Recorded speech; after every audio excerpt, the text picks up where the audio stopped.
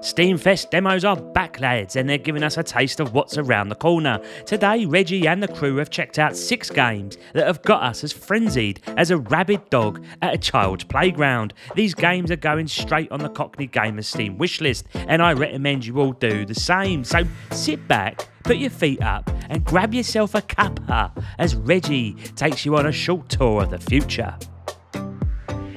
First off, we got this game called Viewfinder, and let me say, it blew me away. I haven't been this gobsmacked since I first laid eyes on the gravity gun in Half-Life 2. It's a mind-boggling puzzle game that even Einstein would raise an eyebrow to. In this demo, you got to go from point A to point B, usually trying to reach a teleporter that then takes you on to the next map. Simple enough, but here is where the twist comes in, me old China. You come across these photos scattered around, right? And when you pick them up and hold them in front of your eyes, with a press of a button, they become reality and blend right into the environment. It's like sniffing a line of the white stuff while playing Minecraft. And guess what? They even give you a little camera to snap your own photos and turn them into real objects. I've not had this much fun with a camera since Reggie set up his OnlyFans page. Here I am struggling to climb a wall until I got the angle spot on. And they don't just stop there. They're playing around with the art style, going from cartoonish to a paper house to a retro 8-bit video game. It's like Oscar Rutherford's never-ending staircase mixed with Christopher Nolan's Inception. I don't know how they pulled it off, but from a programming standpoint, it's a bloody marvel. This puzzle game is fresh as a daisy, executed with beauty, and my curiosity is off the bloody wall. Out of all the games I saw at Steamfest, this one takes the absolute crown, no doubt about it. Now we got ourselves Starship Simulator. It's got me wetter than an otter's pocket. This here promises to create a Milky Way, procedurally generated, where you can run a ship with a crew of 200, go on epic expeditions, and come face to face with alien life forms. Now that is a big promise, people, and the demo, well, we got our mitts on it, and I got to say, it is a bit rough around the edges, so do keep that in mind, but it lets you wander around the ship, even though a few rooms ain't finished yet, and you could take that ship into hyper travel, giving you a taste of what's to come.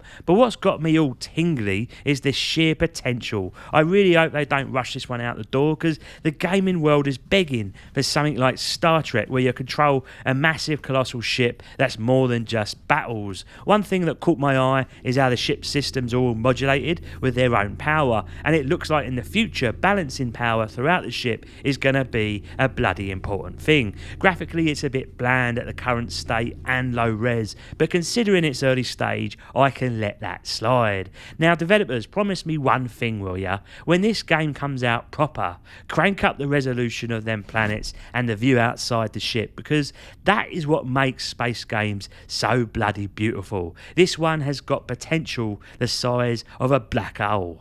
Laysara Summit Kingdom. Now here's an interesting twist on an old formula. See, in this game, open land ain't worth a carrot. It's all about building your kingdom on the side of a poxy mountain and settling your tribespeople. Space here is tighter than a gnat's arsehole, and half the challenge is figuring out how to make the most of that limited space. You got to think about housing, marketplaces, grub, and eventually leisure facilities. What threw me off a bit is when you try and scroll across the map, you end up back where you started. Why is that, you ask? Well, you bloody buffoon, it's a mountain, innit? You go round in a bloody circle. The demo itself is a decent length tutorial, and let me say, it looks rather beautiful. Lush green hills, grass swaying in the wind, trees all over the bloody place, and the sound is excellent. Now I can't rightly say at this early stage if the whole mountain building gimmick is just a cute novelty, or if it's actually a game changer for the genre, but one thing's for sure, Reggie and the boys are well chuffed by these early impressions, so keep an eye on this one, lads. Hold on to your knickers, because here comes a big un. Jumplight Odyssey, my pedigree chums. It's like the unholy spawn of FTL and Evil Genius. I know, it ain't got the evilness of Evil Genius. Obviously, I ain't a complete numpty, you know, but it's got that same flavour. Let me break it down. You got your crew, right, and they're split into different roles. Through the crew manifest, you can swap them in and out, and depending on what your spaceship needs. So you've got security, you've got scientists, you've got engineers, and you've got those lowly haulers, blokes whose only purpose is to lug your shit all over the gaff. Now, just like Evil Genius, you go on side missions from afar, but still build rooms and design them to your heart's content back at base. In our case here, a big off spaceship. But here's where the similarities end, because this game has got that FTL vibe. You got your map, you're trying to escape from some enemy ship that's coming for you, and what's bleeding brilliant here is that it's all happening in real time. You charge up your hyperspace drive and everything plays out with beautiful animations. Now, I admit the building part, it felt a bit slow and some of the systems were a tad confusing, but from what I saw, this here could be a space simulator game that we've all been craving. Let's keep our fingers crossed that it lives up to these early impressions.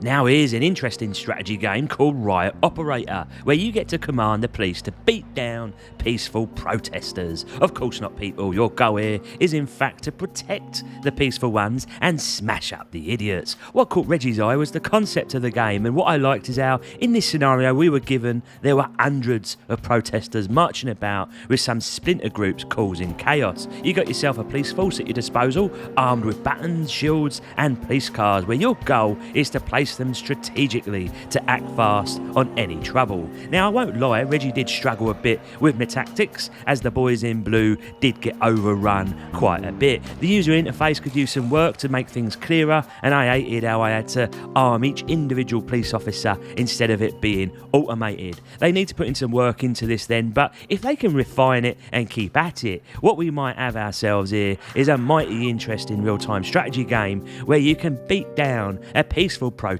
in the name of freedom. Lovely stuff. And last but not bloody least, we got ourselves the Invincible. It's a proper story-driven adventure set on some faraway planet brimming with mystery and intrigue. After the rather mediocre Deliver Us Mars, I've been waiting for a proper sci-fi mystery to sink my teeth into. Now, it ain't a horror game, it's more of a suspenseful thriller. It plays a lot like Firewatch, but the graphics are absolutely blinding. Now, I won't spill the beans about the story in this demo, because I reckon you might want to experience it for yourself in the full game, as it's probably the sort of game that's a one-hit wonder experience that won't offer much replayability. But let me tell you, it's riveting stuff, and I can't wait to delve deeper into this one. I got to give a special mention to the voice acting in this game too.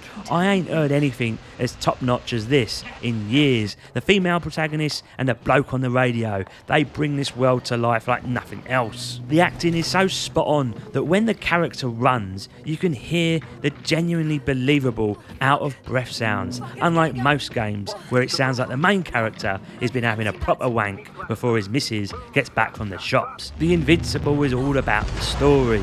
Gameplay, in terms of puzzles, aiming at shit, or having time pressures, doesn't really appear to be the focus here. As I say, it's like Firewatch in that regard. The whole point is to enjoy the journey rather than the actual destination. And there you go, my sexy Padawans, a feast of 6 demos for you to sink your teeth into and maybe even add to your wish list. Reggie here would do his best to get his hands on all of them for a proper review, so keep your eyes peeled right here. Until then, have yourself a lovely day. Reggie out.